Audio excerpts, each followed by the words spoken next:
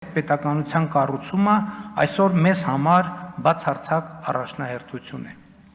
Բայց ինչ է սա նշանակում, ինչ կարող է սա նշանակել անկախության 34-րդ տարում,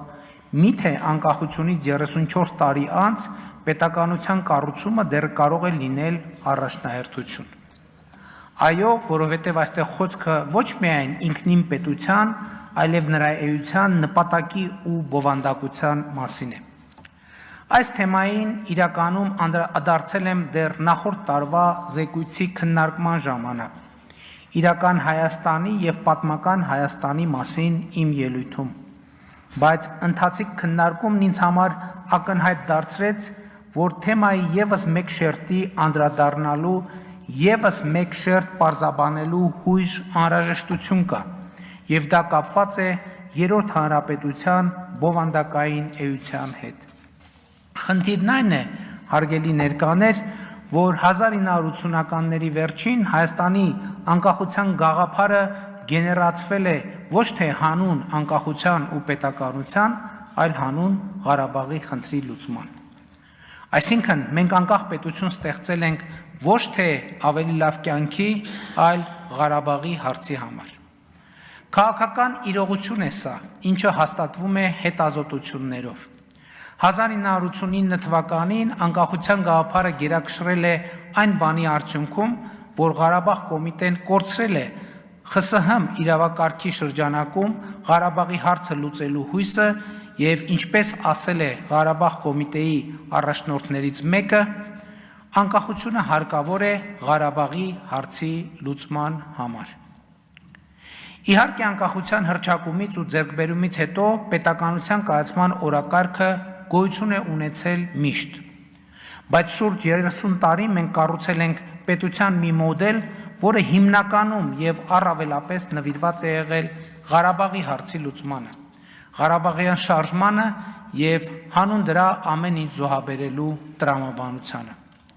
Սա չեմ ասում որպես քննադատություն, այլ ասում եմ որպես իրողություն, որովհետև մենք բոլորս կամ առնվազն մեծամասնությունը հաշտ ենք եղել այդ մոդելի և նպատակադրման հետ։ Ինքս էլ լիարժեք կերպով հաշտ եմ եղել այդ մոդելի հետ, մինչև այն պահը, երբ որպես Հայաստանի Հանրապետության վարչապետ, փաստերին ու տեղեկություններին հասանելիություն ստանալուն զուգընթաց, կամաց, քայլ, սկզբից աղոտ, ապա և առարկայորեն հասկացել եմ,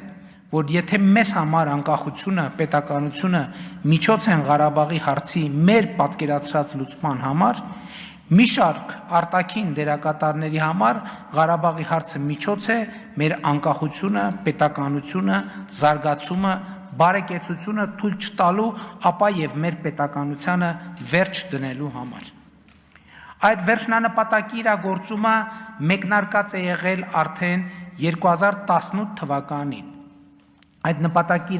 իրագործումը եզրափակիչ փուլ մտավ 2020-ի սեպտեմբերին և գագաթնակետին հասավ 2021 թվականի մայիսին և այդ վերջնանպատակը գործակիցներ ունի նաև Հայաստանում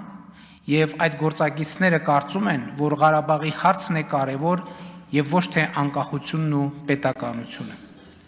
Դաշնակցության այդքան քննարկված 004 շրջաբերականը,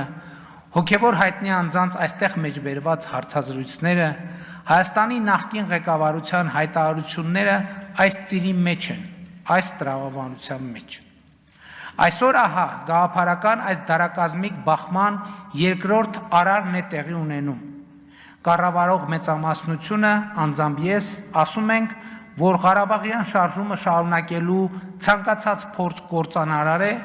որովհետև այն եղել և լինելու է գործիք Հայաստանի պետությունը, անկախությունը, ինքնիշխանությունը թույլ չտալու համար։ Մենք սա ցավոք շատ ուշ ենք հասկացել։ Իսկ ընդդիմությունն ըստ էության ասում է, որ Հայաստանի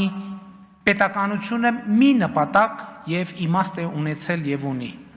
Ղարաբաղյան շարժում, Ղարաբաղի հարց, ուրեմն Ղարաբաղյան շարժումը պետք է շարունակել, անկախ նրանից, թե դա ինչ հետևանքներ կունենա։ Բայց ես ոչ միայն համաձայն չեմ այս տեսակետի հետ, այլև մեր կառավարման 7 տարիներին ետ նայելով արձանագրել եմ մի բան, որ հիմա արդեն կարող եմ բարձրաձայնել։ 2018 թվականի ժողովրդական ոչ բռնի Թավշյա հեղափոխությամբ Հայաստանի կառավարման ղեկին հայտնված քաղաքական թիմը դաժան փորձությունների ու հարվածների տարափի ներքո ինտուիցիա եւ արիություն է ցուցաբերել, կարողանալով քայլ առ քայլ, կտոր առերեսվել այն փաստի հետ, որ Ղարաբաղյան շարժումը օբյեկտիվորեն վաղուց ավարտվել է եւ այն շարունակելու մեր հավաքական ջանքը ընդհանրապես օգտագործվում է Հայաստանի առանց այն էլ թուլացած անկախությունն ու պետականությանը վերջ դնելու համար։ Ու այս իրողությանն առերեսվելով կառավարող մեծամասնությունը որդեգրել է մի ռազմավարություն, համաձայն որի Հայաստանի Հանրապետությունը ոչ թե Ղարաբաղի կամ ինչպես ասում են մեկ այլ ազատագրական հարցի լուծման գործիք է, այլ Հայաստանի քաղաքացիների բարեկեցությունը, ազատությունը, երջանկությունը, անվտանգությունը ապահովելու գործիք, որ 29743 քառակուսի կիլոմետր տարածքով Հայաստանի Հանրապետությունը ոչ թե ավելի մեծ հայրենիք ունենալու միջոց է, այլ մեր երազանքների հայրենիք պետությունն է եւ մեր վերջնական հանգրվանը որպես